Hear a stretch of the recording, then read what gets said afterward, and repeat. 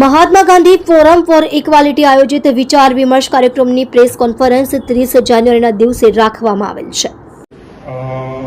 પહેલા તો આપનું નામ જણાવવા વિનંતી. Doctor Manish Joshi, media convener અને પ્રવક્તા, ગુજરાત પ્રદેશ કોંગ્રેસ. સાહેબ, આજની જે પ્રેસ કોન્ફરન્સ રાખવામાં આવેલી હતી એ શેના અનુસંધાને રાખવામાં આવેલી? સમગ્ર દેશને અત્યારે મહાત્મા ગાંધીના વિચારની અતિ આવશ્યકતા છે. જે રીતે દેશમાં અસમાનતા વધતી જાય છે, ગરીબી વધતી જાય છે, અસ્પૃશ્યતા વધતી જાય છે, લોકોની પરેશાની વધતી જાય છે, હિંસા વધતી જાય છે, ભેદભાવ વધતો જાય, આ બધાની ઉકેલ એક જ છે, ગાંધી વિચાર. ગાંધી વિચાર એટલે સમાનતા માટે, ગાંધી વિચાર એટલે સદભાવ માટે, ગાંધી વિચાર એટલે કરુણા માટે, ગાંધી વિચાર એટલે પ્રેમ અને લોકોને એકબીજા વચ્ચેનો જે ભેદભાવ છે એ મટાવવા માટે જો કોઈ અસરકારક ઇલાજ હોય તે માત્ર ગાંધી વિચાર છે. અને એ ગાંધી વિચારને લઈને ગુજરાત પ્રદેશ કોંગ્રેસ સમિતિ દ્વારા મહાત્મા ગાંધી ફોરમ ફોર ઇક્વાલિટીના નેજા હેઠળ મહાત્મા ગાંધી વિચાર વિમર્શ બેઠક ઐતિહાસિક જગ્યા ભીમરાડ સુરત જિલ્લામાં આ કાર્યક્રમ કરવામાં આવી રહ્યો છે. સુરત ખાતેના કાર્યક્રમની વિચાર વિમર્શ બેઠકનું ઉદ્ઘાટન ગુજરાત પ્રદેશ કોંગ્રેસ સમિતિના સન્માનીય અધ્યક્ષ અને સાંસદ શ્રી શક્તિસિંહજી ગોહિલ કરવાના છે. અને બેઠકમાં અખિલ ભારતીય કોંગ્રેસ સમિતિના મંત્રી, સંગઠન સહપ્રભારી ઉષા નાયડુજી, એઆઈસીસીના મંત્રી આનંદ ચૌધરીજી, કાર્યકારી અધ્યક્ષ કદીર પેજાદાજી, વિધાયક અમારા ધારાસભ્ય શ્રી અનંત પટેલ, પૂર્વ કેન્દ્રીય મંત્રી ડૉક્ટર તુષાર ચૌધરી સહિત લોકો ઉપસ્થિત રહેવાના છે.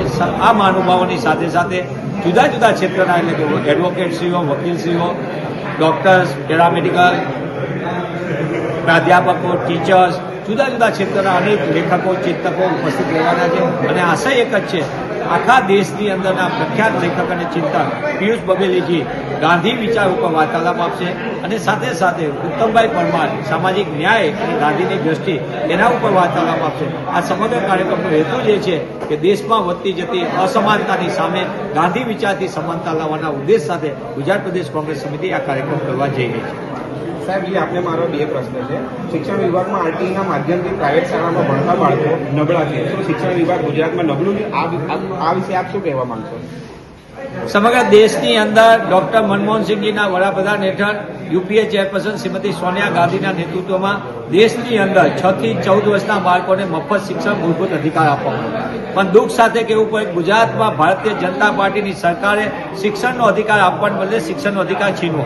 4 વર્ષ સુધી શિક્ષણનો અધિકાર કાયદાનો લાગુ ન કરવામાં નામદાર વડી અદાલતની ફટકાર બાદ રાઇટ ટુ એજ્યુકેશન કાયદો ગુજરાતમાં અધકચરો લાગુ કરવામાં આવ્યો. લાંબા સમયની લડત પછી ગુજરાતની અંદર શિક્ષણના અધિકારના કાયદાનો જે અમલ થવો જોઈએ પૂરતા પ્રમાણ થતો નથી. વિદ્યાર્થીઓને એક સત્ર વીતી જાય ત્યાં સુધી એ સત્રમાં પાઠ્યપુસ્તકો નથી મળતા. સત્ર આખું જતું રહે ત્યાં લગી પ્રવેશની કાર્યવાહી પૂર્ણ કરવામાં નથી. એવી જગ્યાએ પ્રવેશ આપવામાં આવે જ્યાં હેરાનગતિ કરીને ભેદભાવ કરવામાં આવે છે. અનેક બાળકોને પ્રવેશથી વંચિત રાખવામાં આવે છે અને શિક્ષણનો અધિકાર ન આપીને ભારતીય જનતા પાર્ટી ગુજરાતના ગરીબ બાળકોને, સામાન્ય વર્ગના બાળકોને મોટો અન્યાય કરી રહી છે.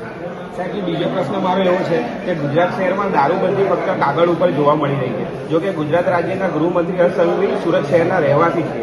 સુરતમાં સૌથી વધુ દારૂના અડ્ડાઓ જોવા મળે છે. ખાસ કરીને જે ઝૂંપડપટ્ટીઓ છે ત્યાં આંગણવાડીઓ હોય છે અને ત્યાંથી ફક્ત 50 મીટરની અંદર સરકારી શાળા હોય છે. તેવી જગ્યાઓ પર દારૂનું વિતરણ વધારે થાય છે. તો એવામાં હર્ષ સંઘવી કોઈ પણ એક્શન લેવા માંગતા નથી. શું આ વિશે આપ શું કહેવા માંગો?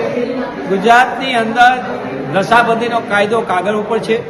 હપ્તારાજ એટલે ગામથી લઈને ગાંધીનગર અને શહેરથી લઈને સચિવાલય સુધી હપ્તારાજના કારણે ગુજરાતમાં ઠેર ઠેર દારૂનો વેપલો ચાલી રહ્યો છે. ગુજરાત એક સમયે શ્વેત ક્રાંતિના કારણે દૂધના ટેન્કરો ફરતા, એ ગુજરાતમાં આજે દારૂના ટેન્કરો અને કન્ટેનરો ફરે છે. એ ભારતીય જનતા પાર્ટીની સિદ્ધિ છે.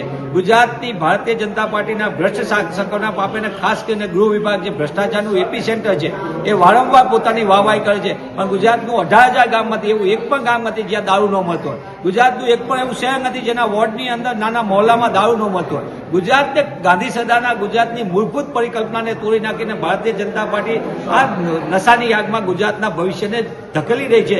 એ આપણા સૌના માટે ચિંતાનો વિષય છે. હું આપના માધ્યમથી પૂછવા માંગુ છું સરકારને કે તમે વારંવાર એમ કહો છો કે ચમરબંધીને છોડવામાં નહીં આવે. તમે ચમરબંધીને પકડો તો ખરા.